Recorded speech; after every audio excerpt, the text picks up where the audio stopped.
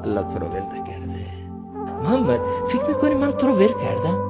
فکر میکنی آینده مال تو نیست؟ آینده مال توه. روزهای خوب در انتظارت، نگران نباش. جبریل آمد گفت چی میخوای؟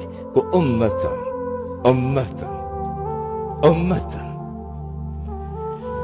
اگر الله میخواست تو رو ول بکنه، اون روزی که یتیم مکه بودی الله تو رو ول میکرد. اگر الله میخواست تو رو ول بکنه، اون روزی تو رو ول میکرد که تو علم نبوت نداشتی و به تو وحی فرستاد.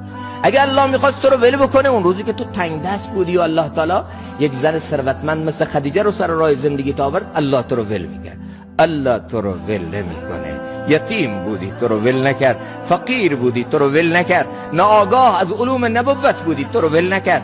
حالا که وحی خودش رو برای تو فرستاده، چند سبایی نفرستاده، فکر میکنی حالا خدا میخواد تو رو ول کنه؟ الله تو رو ول نکرد.